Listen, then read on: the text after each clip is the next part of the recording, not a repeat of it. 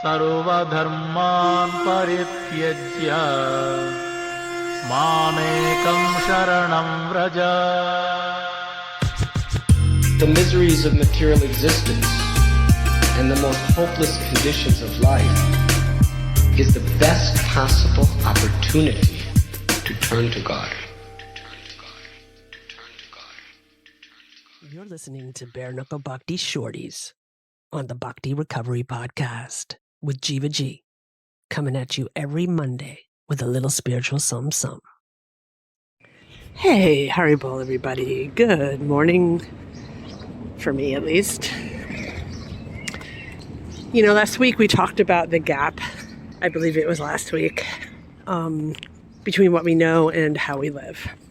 I just finished a mini UK tour.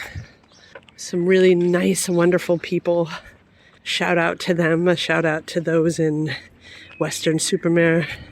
A shout out to those in Bath. And a shout out to those in Birmingham. So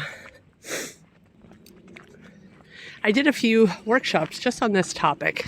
And that topic lies a plethora of things to look at. Oh, joy. And, you know, right now I'm what's on the plate? What's on the plate in that gap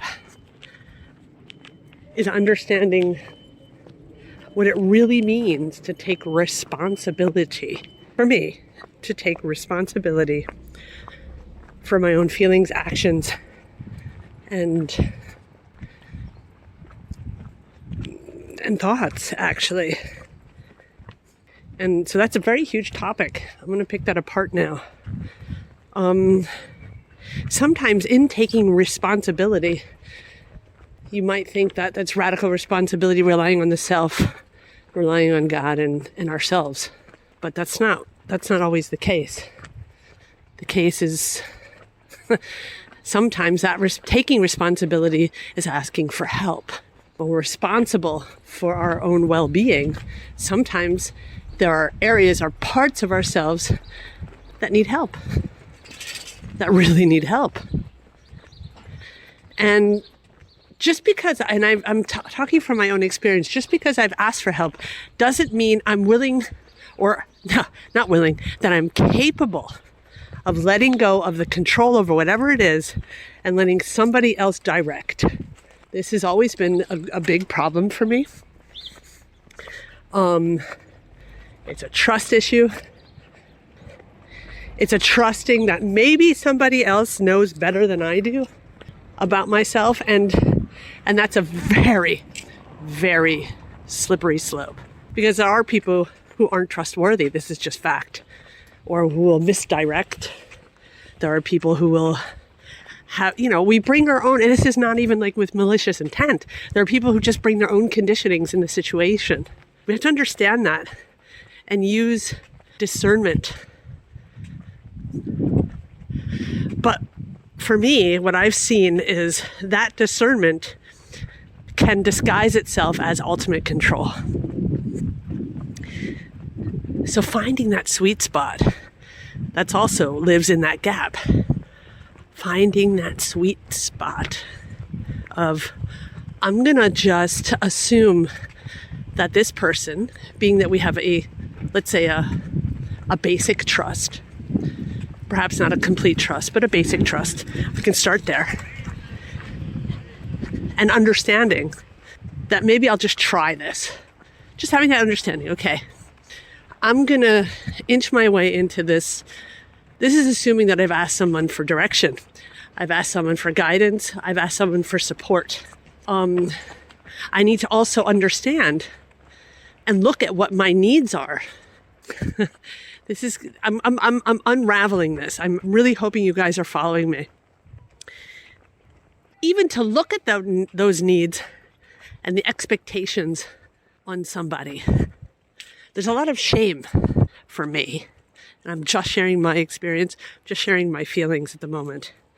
The expectation on what I expect how someone should support me, how much they should support me, what kind of feeling I should get when I feel supported. And then it starts to become more detailed. And then what happens is I get disappointed because that person had not met up to my expectations, how I feel someone should be supporting me. And there we have that vicious circle. And then we recoil and get into that, okay, it's just me. There is no one coming to save me. So, and this is compartmentalizing, people. This is not an overall attitude or an overall thought, something that is all over my life, but there are certain areas and compartments of my life where that where that losing of the control is a very dangerous feeling place. And that's what we want to look at. That's what I want to look at right now. It's important. I have to be thorough. And not obsessed, but thorough. There's a time to pick that apart and a time to let go of that. Time to enjoy life on life's terms. Perhaps sometimes with an attitude of gratitude, in conscious contact with Krishna. Sort of letting things flow. And then there's a time of picking things apart in order for me to be able to do that on a level that is beneficial to myself, that is beneficial to others, and most importantly, beneficial to my relationship with Krishna. Because if that's convoluted, which it will be because I'm conditioned, it's not going to be as it is. It's going to be as I'm conditioned. And for those who don't know that verbiage, that language, as it is the Bhagavad Gita delivered by Krishna through Prabhupada. And it's called the Bhagavad Gita as it is. It's not called as I see it or as I feel it or as I interpret it. It's called as it is. So let's just assume that there is as it is. And sorry, I'm just running in front of these people. I don't like, it's distracting.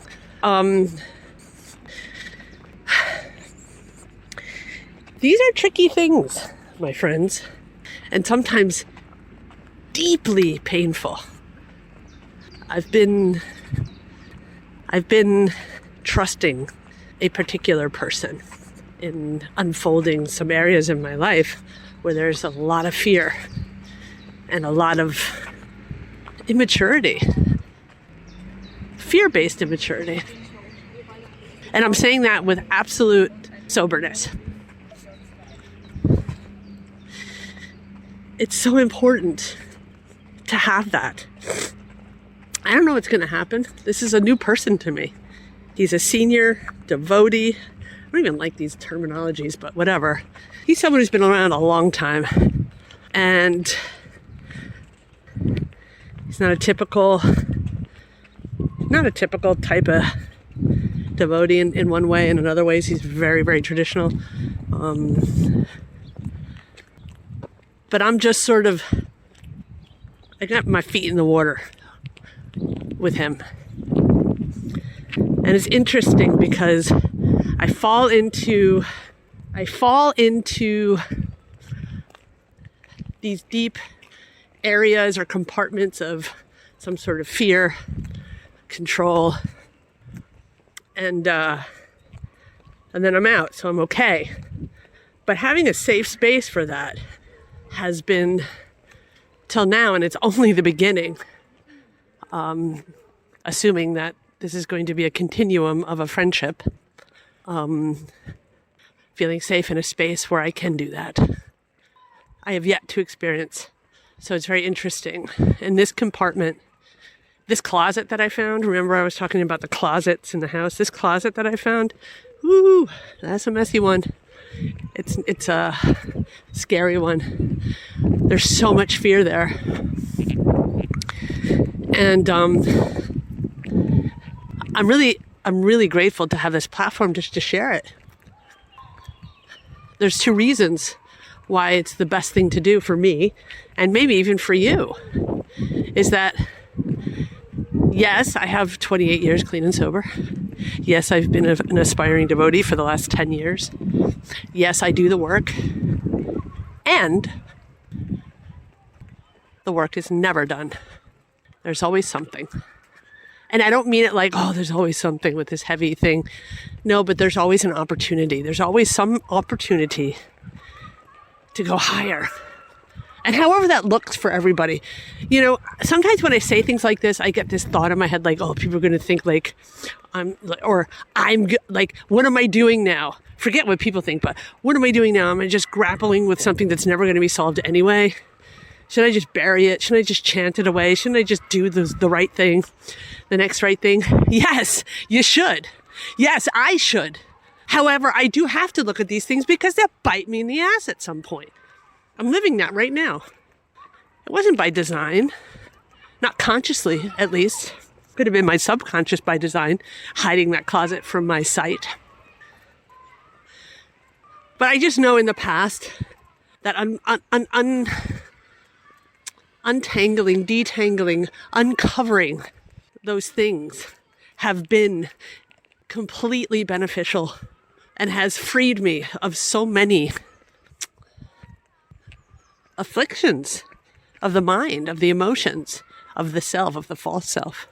You know, we say we're not the body, we're not the mind. Why bother? Why should we even bother with the body and the mind if that's not what we are? It's a tool. It's a tool to learn that. And I, personally, have experienced it's like, look, it's like grappling. It's like wrestling. Just look at classic wrestling. I don't mean like WFC. I mean like classic wrestling. It's the classic wrestling of the selves. And it's this forever ongoing wrestle. Wrestling stops when one or the other wins. Wrestling stops when we surrender. And I want to be like so honest about that. I'm not sure. I mean, I always talk about this. Surrendering is compartmental, is it not? We surrender over one thing, but maybe not the other. Sorry, I'm crossing the street if it's loud. I'm not in the woods anymore, my friends. However, it is spring here and it's super beautiful, so it makes everything a little more friendly in this city.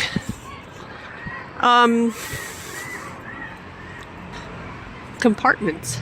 So anyway, walking through the door of that closet, learning how to trust a new person, has been both super scary and super beneficial. And I have to tell myself, even in the end, even if this person lets me down completely, I have to understand that actually, and this is, so I want to say this, actually it's my responsibility through my actions, my expectations, through my thoughts, through my mind. And I can't, and one is not separate from the other. I have to go through this experience in order to trust. And whether that trust is, okay, he broke my trust, or I don't understand the space this person's holding, or whatever it might be. I have to have the intelligence to understand that ultimately,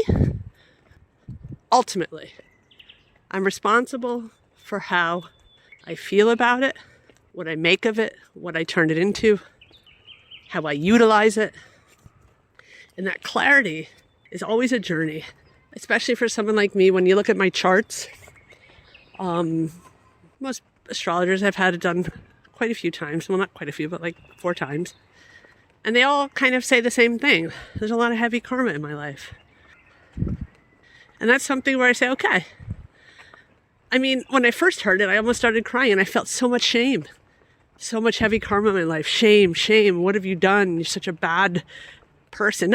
And it's like funny because now in Krishna consciousness, I realize we have past lives.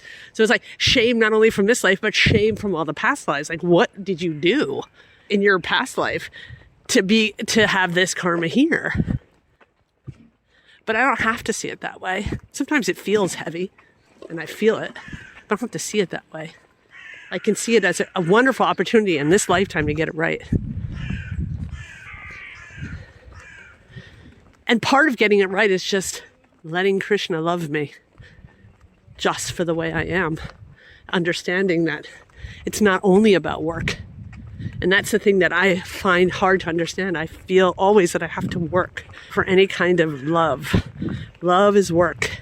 And while that's a true statement, it's also not. It is part and parcel of a true statement. Love is always there. And if I'm able to tap in to it, for me, by grappling and getting through my karmic reactions and my conditionings, by using that as a tool, I might be able to see that and experience it. Accept it. Accept that Krishna is all love all the time. And I am a conditioned being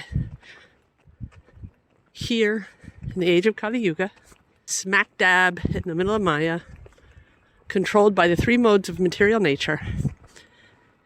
It's like, sometimes I get this image of like, it's like all of a sudden I'm here and it's like, boom, the Bhagavad Gita falls in my hand, all this stuff, and some demigod is like, good luck, buddy.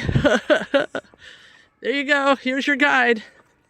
And yeah, but it's wonderful and painful and beautiful and doable.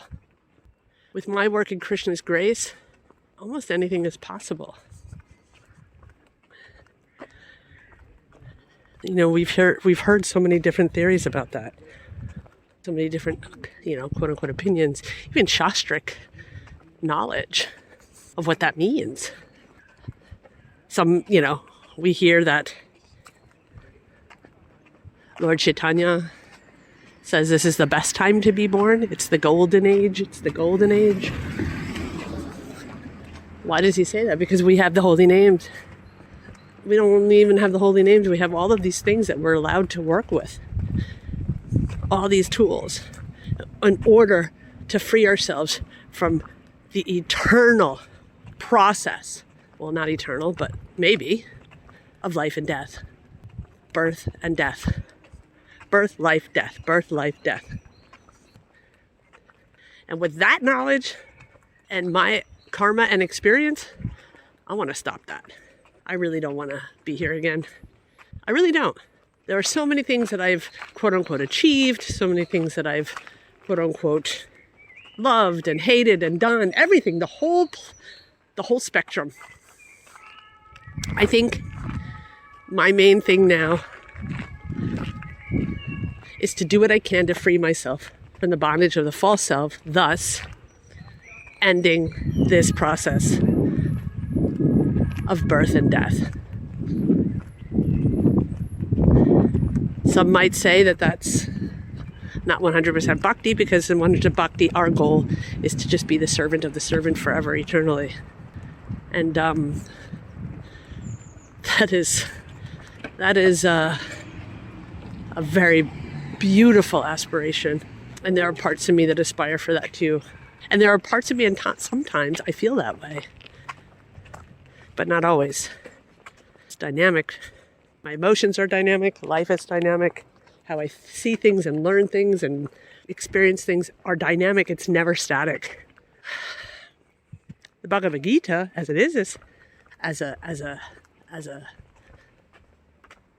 sanctified, bona fide scripture, the words are static in themselves, and what belongs in those words is very dynamic.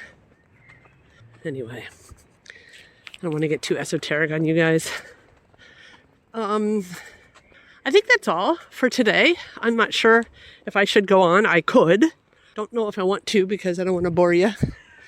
And I'm really hoping that you could get something from this experience that I'm sharing.